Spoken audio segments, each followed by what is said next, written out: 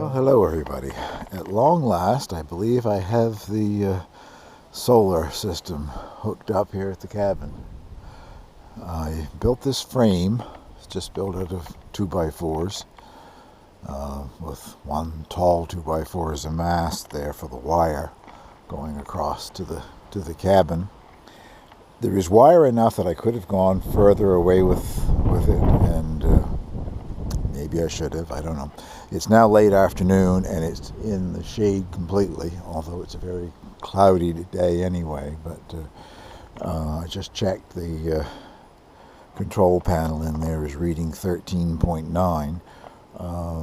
Right after I got it hooked up, I guess the sun was shining on it completely, and it was reading something like 14.7. So even right now with a lot of cloud, and I don't think even if the clouds were gone, I don't think the sun would be on it. It's still charging to a certain extent, I guess. And I'm only going to be using this thing to run some lights, so I'm hoping that I've done the right thing. Time will tell.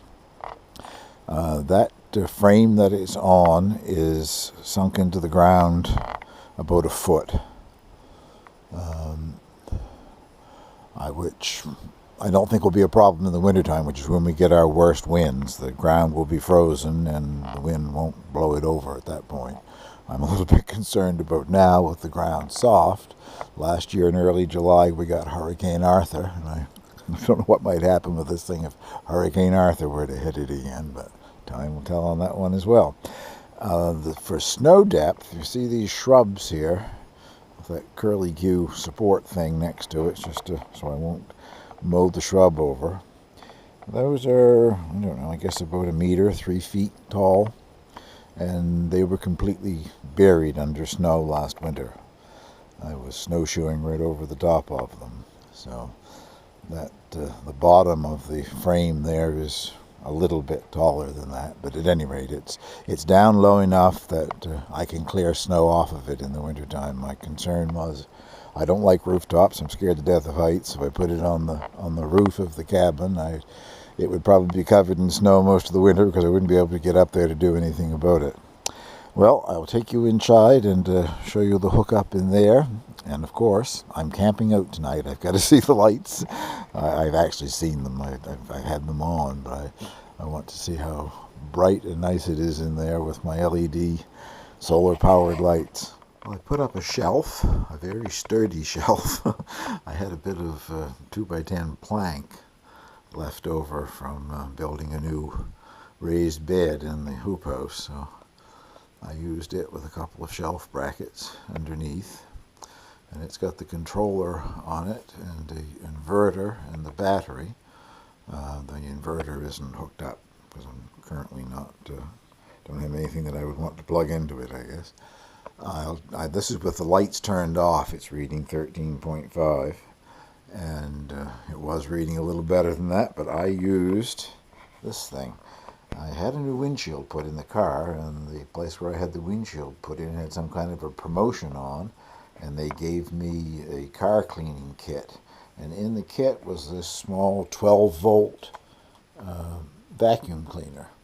And I just used it to clean the top of the futon here because I had been standing on it, putting up the lights and whatever.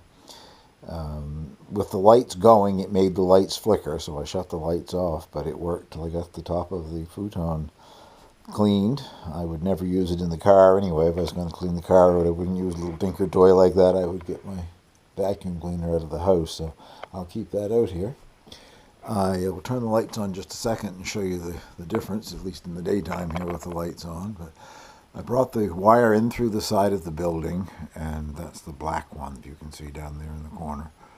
And the other two white wires going up are the wires that go to the 12-volt LED lights.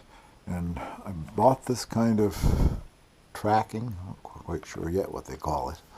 Anyway, the idea is to conceal wires. Well, it also made it so that I could hold my wires up on the ceiling without them, sagging down or whatever. I just have the naked light bulbs. I suppose I could probably find lampshades, the kind that just clip onto a light bulb.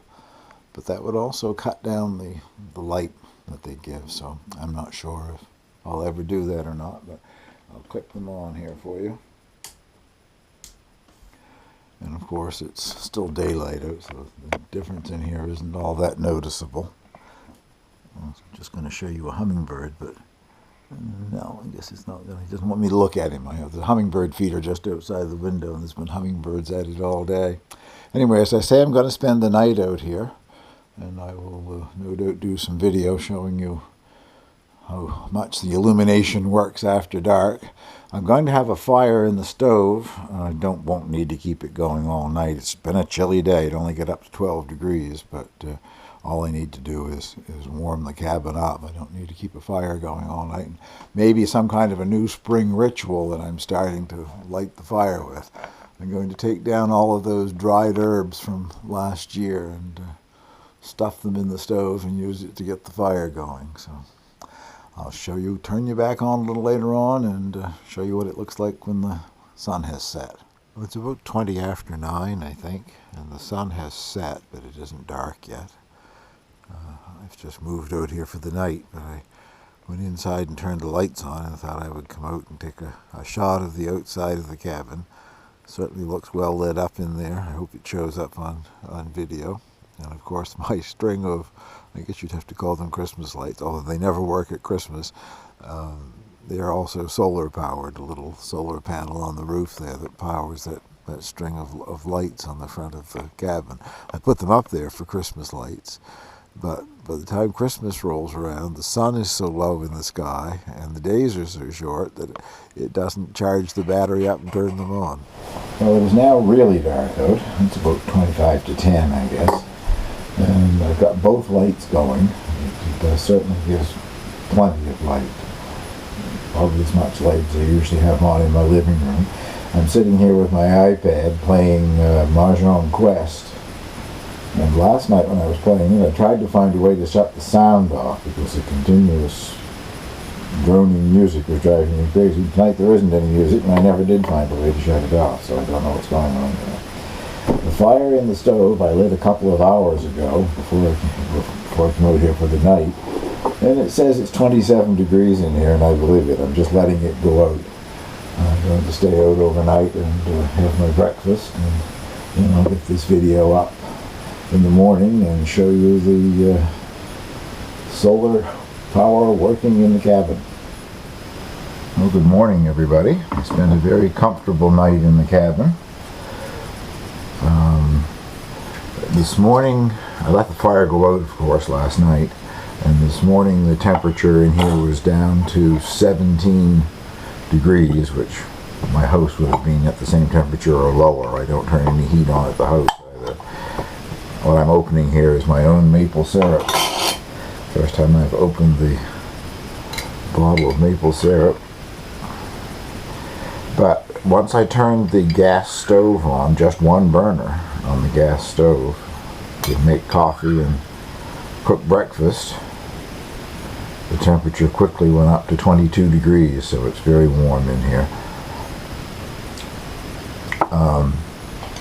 Not much happening with as far as solar power being generated. It's 25 to 8, but it's an overcast morning, and according to the forecast it's supposed to stay overcast most of the day, so I guess there won't be a lot of energy generated today.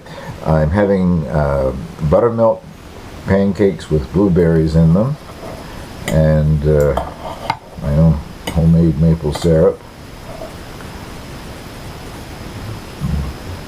Love the syrup. And this is a vegetarian sausage patty. I think the brand name is called Gimme Lean, which I think is meant to be a play on words because Jimmy Dean is a well-known real sausage meat distributor in the U.S. where I buy this. So Gimme Lean and Jimmy Dean. I always thought that was not accidental.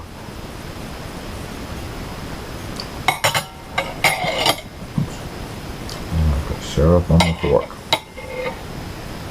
I tried using the USB ports to charge the iPad. Didn't really need to have it charged, but I wanted to see if it worked. There's a USB port on the controller and another one on the inverter. And this is the iPad's link to the charger. The one on the controller, when I plug it in, absolutely nothing happens. No power goes to the iPad at all. So I hooked up the inverter and plugged it into the inverter, and it starts to charge, and then the message comes on the iPad that it's not charging. So I don't have any idea what that means. If anybody's got any clues as to why my iPad won't charge using the USB ports, but I didn't bring out the part that this plugs into so that you can plug it into a wall socket in the house. I'll do that next and bring that out and plug that into the inverter, and I assume that will probably work. But anyway, Apple doesn't like the current that comes from my inverter, and nothing seems to come from the controller. So anyway, thank you very much for spending the evening with me. I'm going to finish my breakfast, and I will get this up on YouTube for you.